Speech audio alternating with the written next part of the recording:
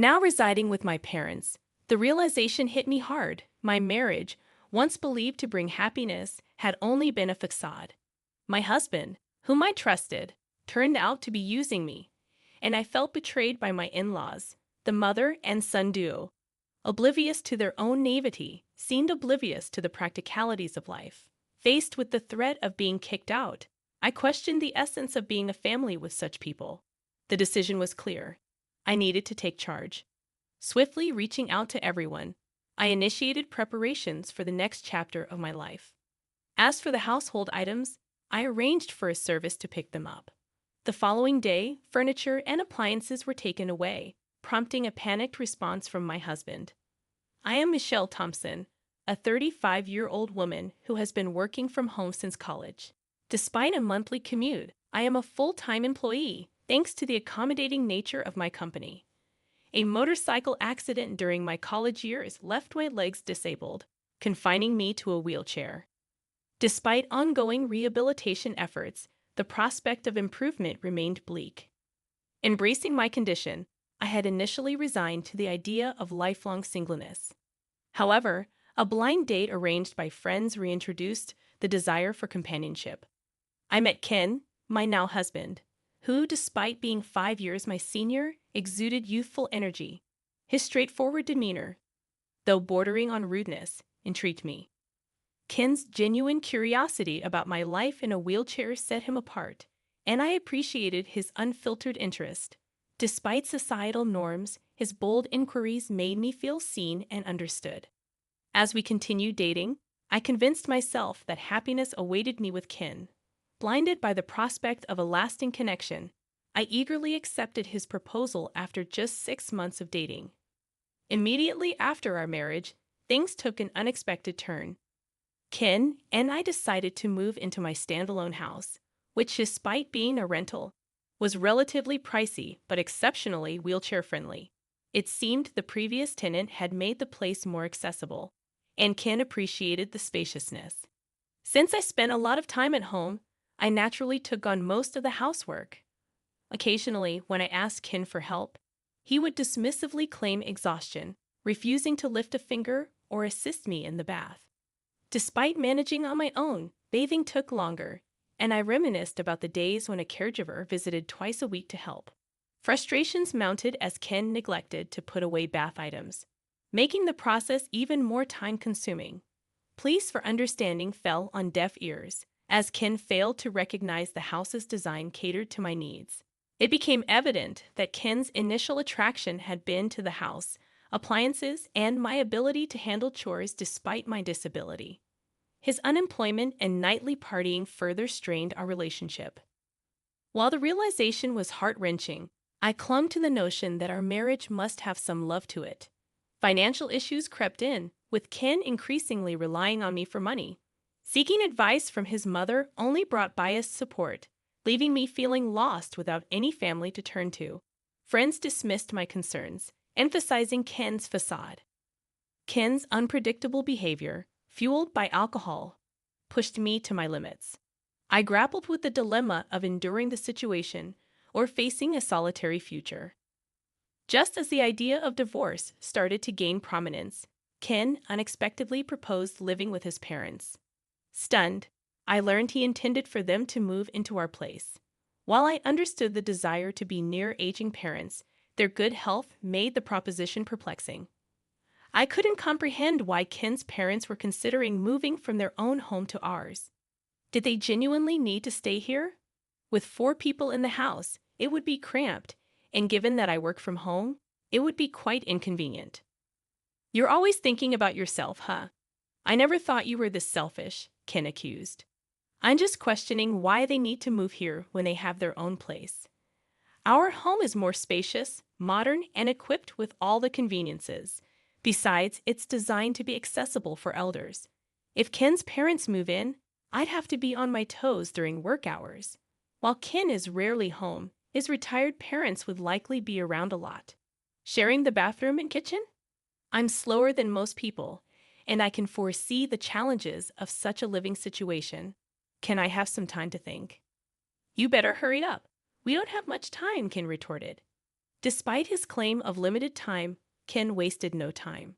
By the weekend, he brought his parents over, making me suspect they had been planning this move for a while. You know, I've been thinking, maybe you should consider a facility, Ken's mother suggested. What? I couldn't believe what I was hearing. A facility for me? Yeah, it's a good idea, right? You have your own limits. In a facility, they take care of everything. It became apparent that Ken wasn't just contemplating his parents moving in. He was also considering sending me away. I'd visit you from time to time. That statement jolted me awake. If not now, then when, Ken? What am I to you? Your wife, right? Would you really tell your beloved wife to go to a facility? Hold on. When did I say I love you, Michelle?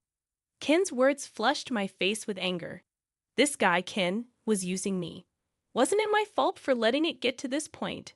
I thought I had to draw a line. Then, even more shocking words came out of Ken's mouth. In this house, I'm going to live with my parents. You, an outsider, can go live in some cheap facility. What'd you just say? I looked to his parents, hoping for support, but they just had eerie grins on their faces. Why are you laughing? What's the big deal, huh? Were they targeting my home even before our marriage? Things have been escalating too fast lately. I need to evict these people. Please leave. What, leave now? How can you talk to my parents like that? I felt like I saw the real Ken. He was yelling at me with such fury. If he cares so much for his parents, why doesn't he earn his own money and build them a house? Why does he have to take mine? My head felt like it was on fire. It's okay, Ken. Michelle must have been shocked since we came unexpectedly, his mother said. We just came to check the place today. Yeah, we need to check before moving in. Looks like there are more appliances than last time. Seems comfy to live in. They were genuinely here to take over my home. In an attempt to steady my nerves, I took a deep breath, inhaling oxygen. A sudden question lingered in my mind. If I leave, how are they planning to sustain themselves? His parents rely on a pension, and Ken is just a part-timer. I'm covering all the rent and living expenses. Who's going to handle the $2,800 monthly payment?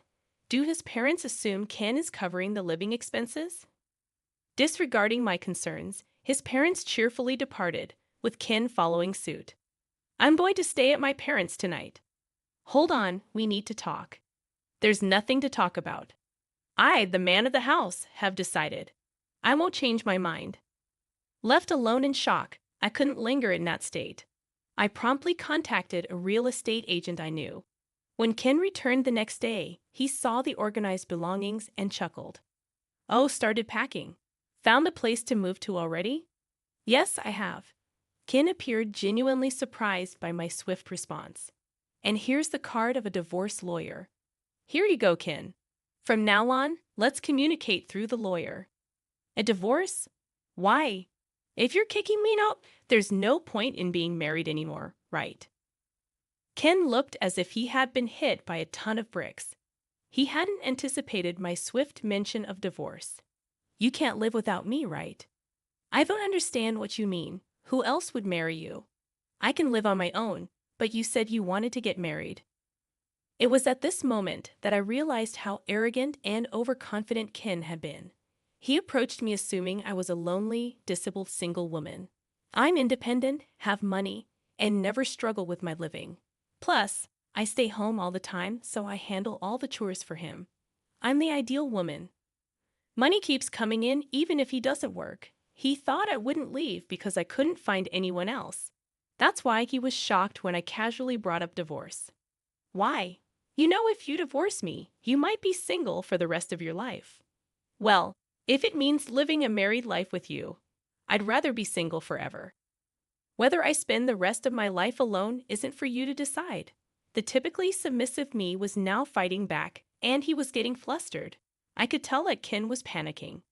I never thought he was such a weak man. I don't know why I had been putting up with him for so long. Once I decided on the divorce, I felt the weight lift off my shoulders. I guess I had been too focused on getting married. Anyway, you don't have to move out right away. I didn't mean to rush you into a facility that soon. Oh, it's fine.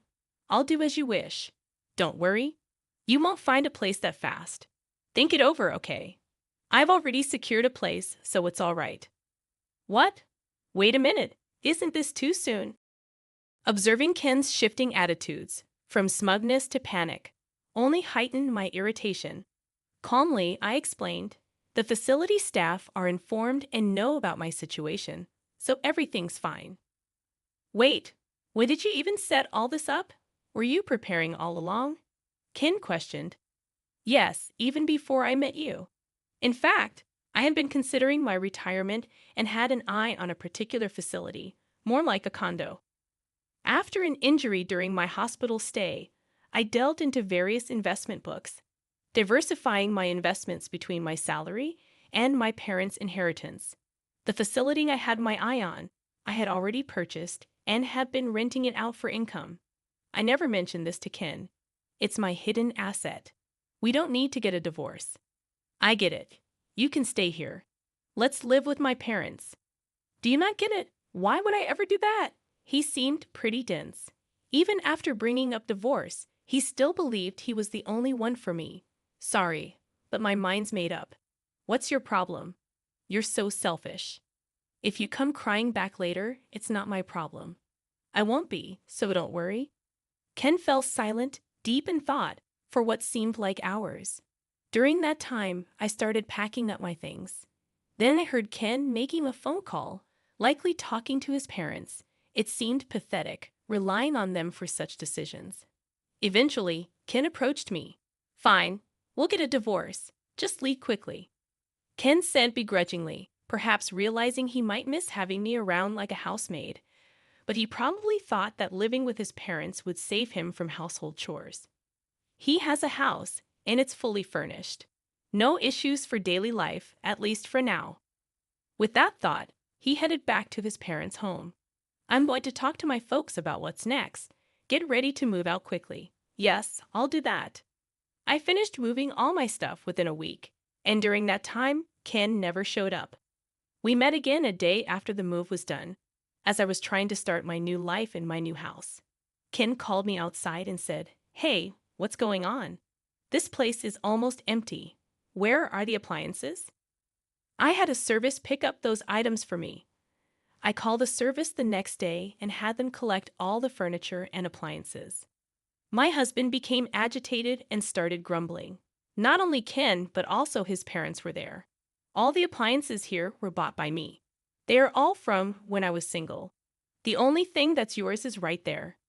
There were only 3 cardboard boxes. I did leave the clear clothing container we bought after marriage. Michelle, we can't live with this. We need to split the property if we're divorcing. That's right. We can't live here like this. What are you talking about? Nobody can live here. What do you mean? The rent's $2,000? Ken and his parents were stunned. I told Ken when we got married, this isn't your own house. No, it isn't. I got a bit of a discount on the rent because I asked a real estate agent I know.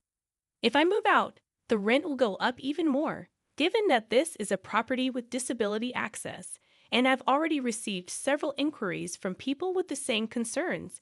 I recommended that they move out. Why didn't you tell us sooner? What are we going to do now? Ken's mother was notably agitated. I don't know. I did tell Ken. I didn't hear about it. I'll sue you. Ken threatened. I saw that coming.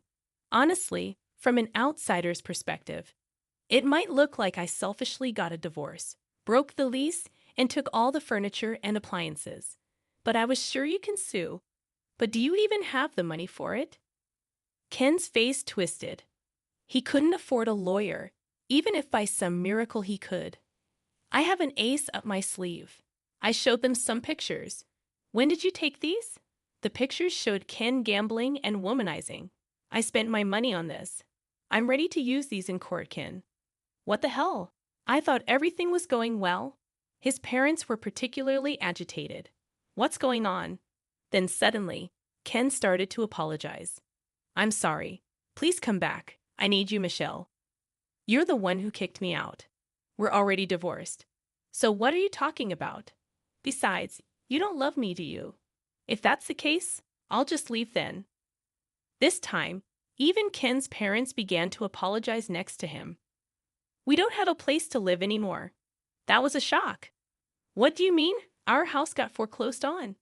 Turns out Ken's family home will be repossessed in a few weeks. They've gone bankrupt. The debt that his father accumulated grew like a snowball and became an amount that's impossible for retirees to pay. Ken, who used to receive an allowance from his parents when he was single, probably thought he was in trouble and decided to get married, hoping for support. Now I understand why his mother was so kind before we got married. I can't help you now. We're strangers. Even if my folks and I end up homeless, are you okay with that? You brought it on yourself, didn't you? Ken's ulterior motive was clear as day. I firmly told him I had no intention of giving him even one piece of furniture or electronics. Please don't say that. Have some mercy. It's too late for apologies. Now sort it out on your own. That's why I'm asking.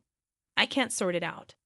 I told Ken and his father, who were so persistent, that if they couldn't pay the rent, they should move out. The place is in my name, so if I cancel the lease, that's the end of it. Evicting them was easy. In the end, even if the lease was transferred, Ken probably couldn't afford to live here. I heard all of this from the real estate agent. I can't pay the rent. In the end, I decided to cancel the lease here.